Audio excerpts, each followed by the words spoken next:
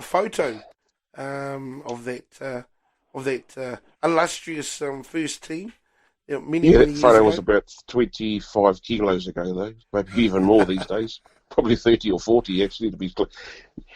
Yeah, look, how it worked out was a friend of ours. He's actually my daughter's godfather, Calvin Rickard, and their family was one of the instigators between starting up the Mustangs. And he said, well, come out. I said, it's too fucking far to go to training, bro, and rah, rah, rah. But then, he was very insistent, so a couple of us that used to play for Coyote went out and had a ball, mate. The people at Manatuki were absolutely fabulous, and it was a really community-run and based club. A lot of the people out there felt, in their eyes, that the YMP rugby club had ditched them and moved into town. Right. So left them high and dry. They said, well, stuff it. We won't start another rugby club. We'll just go full circle and start a league team. And, that was really good. I had some great times out there with some really good people.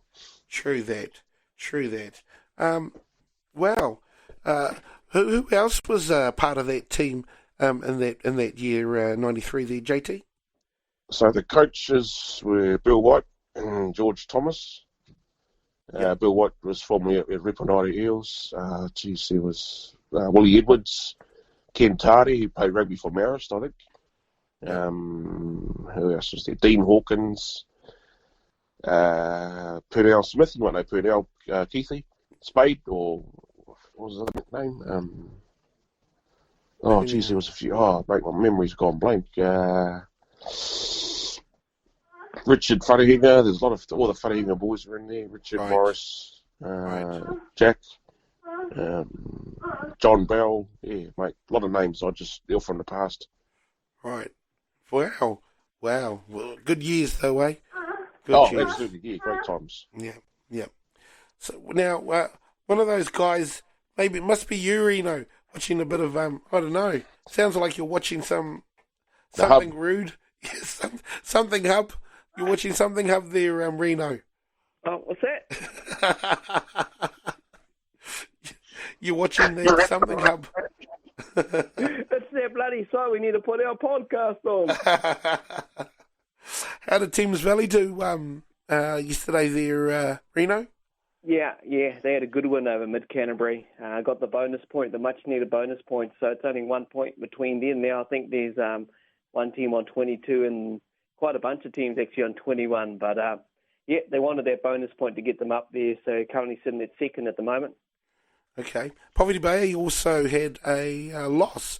They went down to play Horowhenua Kapiti down in Waikanae yesterday.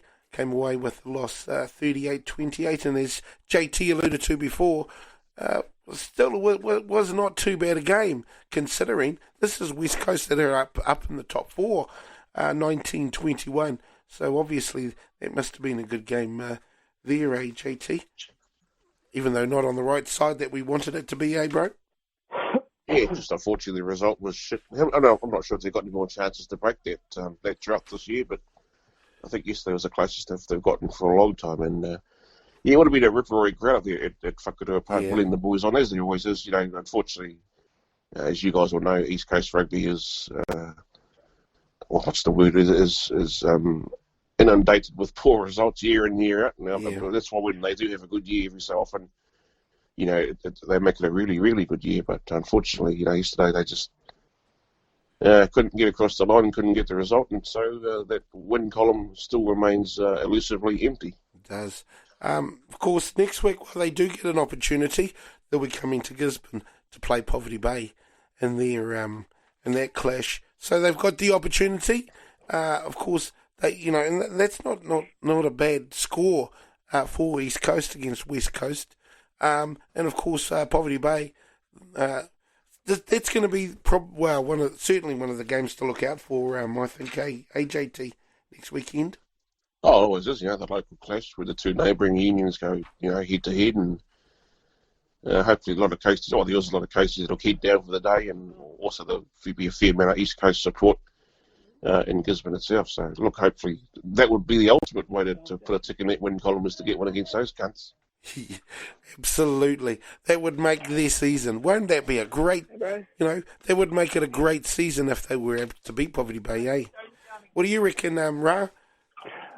Oh yeah, bro. Look, I'll tell you, there were times when the East Coast and the Bay used to shit on West Coast, and back in the times, but Yes. no longer. They're quite a competitive side, the old coal miners, and as JT and we know that it's usually a league strong hotbed down that part of the South Island, but with the infusion of a lot of Canterbury players, their rejects coming across, etc. It's bolstered their side. But hey, good to see the Kazi Kahutamati and also Reihana Wiley, a good photo of the boys, the Kazis yesterday, and of course Kahu playing for West Coast. Good to see them sort of come back, and the Sky Blues just couldn't cut the mustard, and the Bay as well. So not a good weekend for our local team. So they were pretty shit, did they? Yeah. West Coast now they're now top of the table at the moment. They're on the Heartland Championship. Thames Valley only just behind them. Reno second. That win yesterday, obviously. Put them just behind West Coast. Yeah, and I think they got South Canterbury this coming Saturday at home in Pydal, mate. So see if we can get another win there, and see hopefully if we win next week, we'll have another home semi-final back in Pydal. But we'll just take one game at a time, bro. Yes, indeed.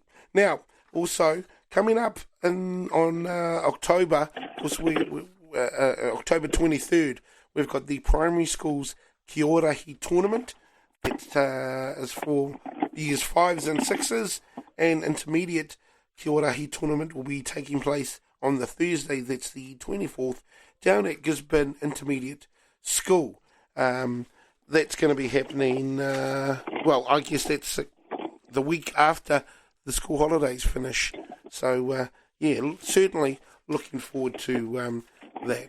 Well, we want to end off full time. Now, I just want to talk to Ra, I suppose. Well, and Reno. Well, actually to all three of you. Maybe if you could just, because this is our last full-time episode, I dare say, why don't you just take us through maybe one or two of your highlights. We'll start off with you, JT. Well, bro, every week's a highlight for me. It's still good. It's for me. It's good to keep in touch with news from home, and certainly you three are, very, very almost the ultimate news hounds. You've got your nose to the ear to the ground, rather. And look, it's just a privilege for me and an honour to be able to call in every week and talk bullshit with the three of you. And hopefully, both the people that listen have appreciated my input into the show. And also, I guess if you wind the clock back, did a couple of travels, went through Asia last year and this year through Europe. So probably when I called in from Rome, and I was about 25 drinks in, and you were talking about, I think it was the Rugby World, the Netball World Cup, and I mentioned the Rugby World Cup, and I wasn't even paying attention. I was half pissed, and that was. I've listened back to that one a couple of times and had a bit of a chuckle about it. So yeah, probably that one, boys, and.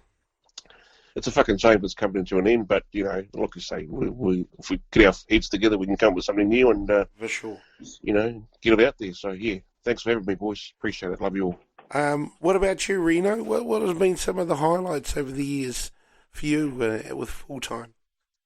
Mate, it's been everything. Every fucking thing on the show's a highlight. So, bro, just being part of talking with you guys for the time I've been with the show, I love it. So everything, doesn't matter what it is, catching up with JT and meeting him on the airways and talking about our passion for NRL. Yes. We know Ra loves his rugby and everything like that, but just generally getting out everything that we want to talk about when it comes to sport in general. Not only sport too, bro, because I do the show midweek and we now touched on politics. Yes. But just sharing everything out there and giving our point of view. There's so many highlights. I could go on and on and on. Look, I remember talking to you guys midweek from the Gold Coast, getting ready to go to State of Origin and asking a few youngsters who were their picks. Yeah. Doing a couple of other live crossovers from other areas, and and the highlight really is just allowing me to be part of Tūranga FM and the airways and sharing sports, which I love, with you three guys and others that we've had on board as well, mate. Yeah, absolutely. There've been a number of guests. What about you, Ra? some of the highlights? Oh, bro, look, I could say that, week in, week out for countless years, it's been a waste of my life talking with you bunch of wasters. It's been, heaps of bullshit that should never have gotten onto here. But no, I wouldn't change a minute of it, Keithy. It is what it is. It's been what it's been. And, for right or wrong, good or bad, truth or bullshit, we put it out there like most people, like every people actually, voicing their opinions on sport and everything in between. And look, TV1, NBC, they could sort of offer me a job to go and do sports shows with them. But, I'd turn it down in a heartbeat just to stay with, the full-time show. The money would be a different story, though. I know most of us do it for Aroha, but, hey, that's half of the country, pretty much. That's how we roll in this land of such beauty and tranquility. But I'd like to thank the boys for their valuable input, our listeners for sort of giving moments of their life to tune in. And, we hope the future holds a lot in store, and apparently there is. There's another kind of session of a sports type show in the pipeline. So keep an ear out for that, and everyone can just go and get fact. Get fact. Love it. Anyway, there's been plenty of highlights for me also throughout the years. The biggest highlights, I think, is definitely being able to meet, well, not just meet up, but have the people joining us on full time, very much like yourself, Reno, and you too, JT. It's been absolutely awesome having you guys as part of the show, especially you, JT, when you came along. Boy, I tell you what, we were pretty much rugby driven. Now you came along and it changed things. Didn't the ratings go up by 2 listeners?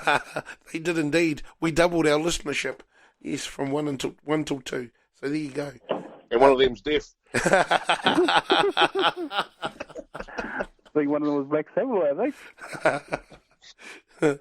Indeed. Anyway, it has been an absolute pleasure to be able to bring you our last full-time episode here, and it's just been wonderful to be able to catch up with you boys. No doubt, listen out, watch out.